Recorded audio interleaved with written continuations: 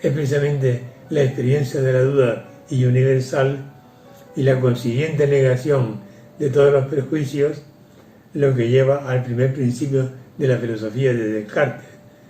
Es muy famosa su frase: pienso, luego existo.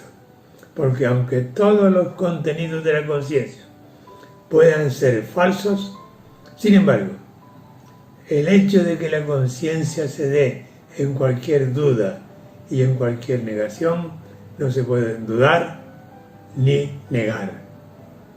Y como la conciencia sabe que es imposible pensar sin ser, pour penser il faut être, encuentra en el citado principio una especie de verdad necesaria, el fundamento inconmovible de su filosofía. Hay que añadir que del mismo modo Descartes se plantea también la tarea de clasificar los actos conscientes, entender, querer, imaginar, sentir, todos los cuales caen bajo el concepto de pensar. Sí, es ilimitado, como hemos dicho desde el principio. Igualmente pensar es actividad, y actividad constante, hasta inconscientemente. Pensamos hasta en los sueños, frente a la pasividad propia de la percepción. La percepción tiene que ver con los objetos externos y el pensar con su propia actividad de pensar, según Aristóteles. Así lo piensa también Blaise Pascal, quien dice: yo no puedo concebir al hombre sin pensamiento. El hombre está hecho claramente para pensar. Esta es toda su dignidad. Sin embargo, nuestra condición humana nos hace incapaces de saber algo con certeza y nos lleva a ser absolutamente ignorantes. Trabajemos pues en pensar bien. He aquí el principio de la moral. Termina el texto de Pascal. Por otra parte,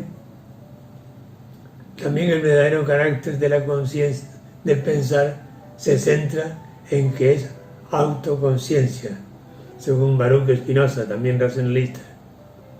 Esta autoconciencia abarca en sí al que piensa, al pensar y lo pensado, que es a su vez la condición de saber lo que se sabe. Pero en todo caso Spinoza entendió el concepto de cogitatio como pensamiento, es decir, como pura representación de lo inteligible que es independiente del yo. Una cosa es el pensar y otra cosa es el yo, para Baruch Spinoza.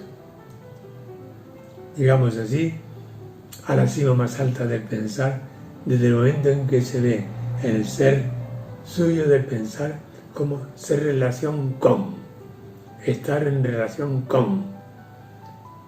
El carácter auténtico del pensar es su carácter racional, dice Wilhelm Leibniz.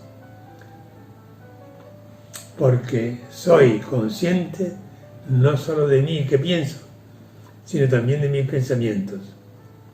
Además, en sentido amplio, el pensar puede incluso también incluir las percepciones conscientes y las inconscientes.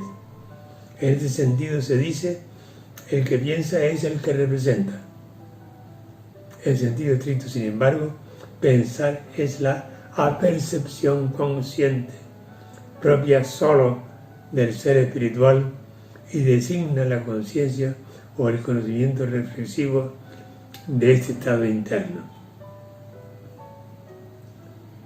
Al recordar aquí a Kant la cuestión del pensar y del pensamiento, hay que decir que toda su obra se puede entender si vemos con claridad los dos objetivos que pretende conseguir. Por una parte, el primero es la objetividad de nuestros juicios y de nuestras proposiciones teóricas, lo cual es posible gracias al pensar del sujeto humano, que es el que hace posible esa objetividad. Por eso, en general, esta parte de la filosofía de Kant, de las tres críticas, se suele considerar como una nociología de la objetividad, como una teoría del conocimiento de la objetividad. Pero por otra parte, el conjunto de la filosofía de la historia que conocemos hasta ahora, dice Kant, es la base de los descubrimientos prácticos que el sujeto humano hace de sí mismo, que son su insociable sociabilidad y sus disposiciones innatas, disposiciones técnicas, disposiciones pragmáticas y morales. Es claro, por tanto, que en este punto nos distanciamos del diccionario de Ritter, que ya hemos citado. Además, nos basamos en publicaciones e investigaciones posteriores a 1965, excepto un año en el que se publicó esta entrada, Pensar, del citado diccionario. Acabo de decir que la filosofía de Kant suele tenerse poco en cuenta en su versión de la filosofía de la historia de Kant, que es la que abarca toda la filosofía de Kant y que es a la que apunta incluso la objetividad de que acabamos de hablar anteriormente en los juicios objetivos o en las proposiciones científicas, etc. Así lo acreditan diversos autores, por ejemplo Max Adler, que publica en alemán Kant y la paz perpetua en 1924, la única anterior, como decíamos. Luego Heinrich Sahner, El camino de Kant, de la guerra a la paz, esta no traducida al español, de 1967. Y también la tesis doctoral del profesor José María Junoy, de 1973, sobre el problema de la relación de la fe racional con la ciencia, con los juicios objetivos. Para dar una visión de conjunto que también les presentamos en dibujo, en el tema escrito, les puedo decir que la filosofía de la historia de Kant parte de la naturaleza y lo que ha puesto la naturaleza en el ser humano y termina con la posibilidad de la paz perpetua. En todo ese conjunto, de todo ese esquema, Kant insiste en los elementos siguientes. Primero, en que la naturaleza ha puesto en el hombre, primero, una insociable sociabilidad. Recoge aquí la teoría de Francis Bacon por una parte y de Rousseau por otra. Hay algo de bueno y algo de malo, podemos decir algo de justo, algo de injusto, en el hombre algo de recto y algo de incorrecto. Insociable sociabilidad, puesta por la naturaleza en todo ser humano.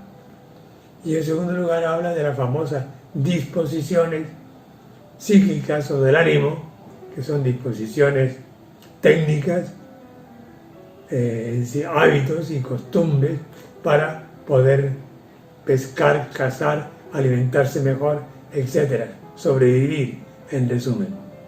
Disposiciones pragmáticas para vivir en sociedad, para la convivencia de un pueblo, de una tribu, de un país, etc.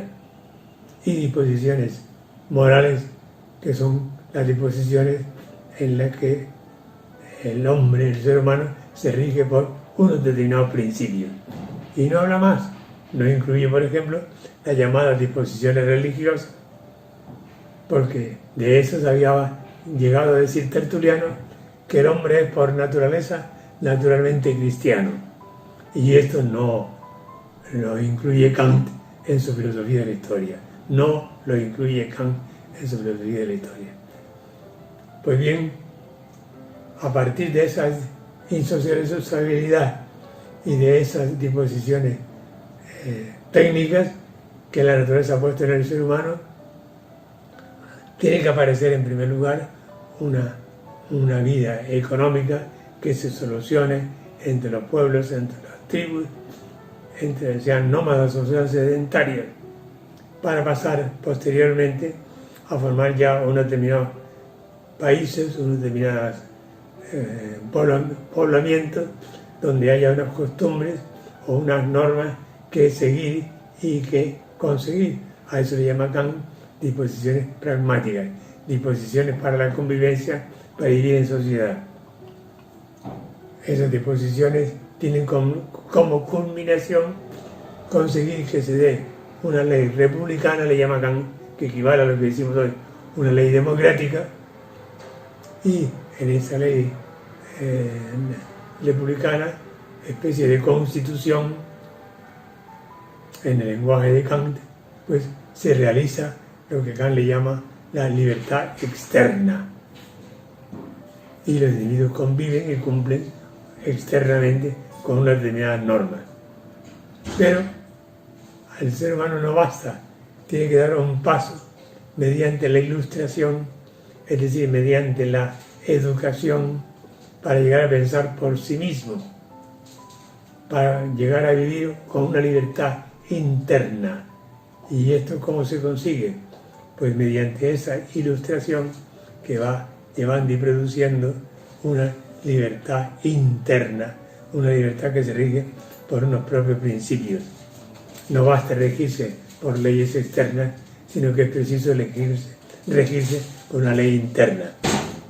Y en segundo lugar, a partir de aquí, se produce también el paso de una vida de ley interna a una posible paz perpetua, mediante lo que Kant le llama una conversión. Es decir, que él entiende que la felicidad empírica y la búsqueda de la felicidad empírica está por encima del imperativo categórico, es decir, de los mandamientos morales, de los mandamientos internos de la conciencia. Y esa prevalencia, esa insubordinación, tiene que convertirse en subordinación. La ley moral tiene que estar siempre por encima de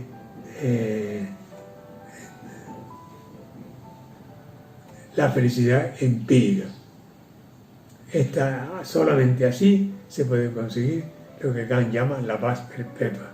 Ahora bien, dado que la libertad externa y la libertad interna son el bien superior del hombre, no queda más remedio que asignar otro bien supremo a ese complemento nouménico del ser humano, que es su felicidad moral, porque predomina sobre lo empírico, que hay que seguir buscando, pero subordinado al imperativo categórico. Y esa inmortalidad de ese bien superior del ser humano se podrá conseguir o no se podrá conseguir en la medida en que toda la especie humana subordine la felicidad empírica a su dignidad de persona, a su dignidad moral. Y esto solamente lo puede conseguir un ser supremo. Kant aquí se pone bromista, dice que ni inspectores de Hacienda, ni médicos, ni profesores, ni los padres pueden conseguir que la especie humana en su conjunto subordine la felicidad empírica al imperativo categórico.